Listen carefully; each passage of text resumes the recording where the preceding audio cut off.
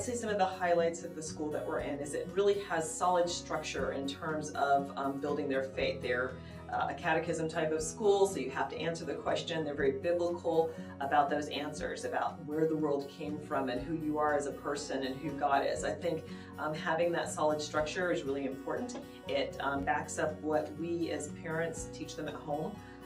I like that everybody doesn't think the same at the school though, so sometimes they'll come back and we can have some lively conversations about how Christians don't necessarily agree on everything, and that's a great thing.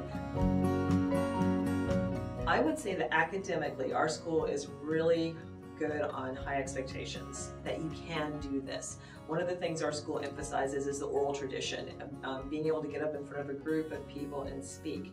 One of the reasons they do that, starting in kindergarten, even every class has to do some sort of a presentation during chapel. Why? Because as Christians, you have something important to say to the world. I would say a trade-off is maybe some of my memories of public school. You know, I was in marching band and I was on the track team, and you have to do things a little bit differently if you're in a smaller private schools. So you're getting some things I didn't get in public school, but I may have to work a little harder. I may have to find a club sport for my kid to go to and get them there.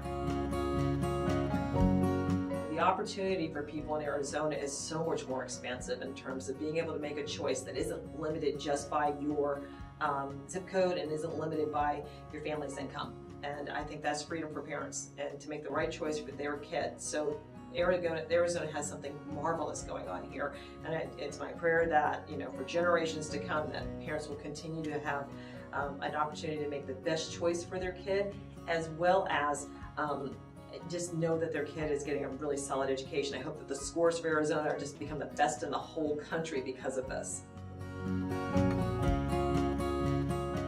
Feel as if you really have to just a little harder work as a parent now to figure out where your kid is going to be sitting for 15,000 hours of their life from K to 12. Who are the influencers? Who's making the curriculum? You don't have to be a public school or education expert to ask some questions, make some phone calls, swing in and see what the school is like.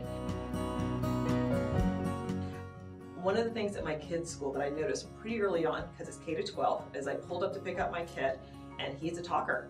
And he was sitting there at probably 3rd grade, and he was talking to a junior in high school, and that junior had his full attention. He turned at him, he looked at him, and he was just engaging him. And I see that throughout the school. I see that there's a sense of caring about the younger kids and feeling like it's everybody's job here to care about someone else, to pray for someone who is sick, who's not in school. That kind of an environment, having your kid come out of that makes them a more solid adult.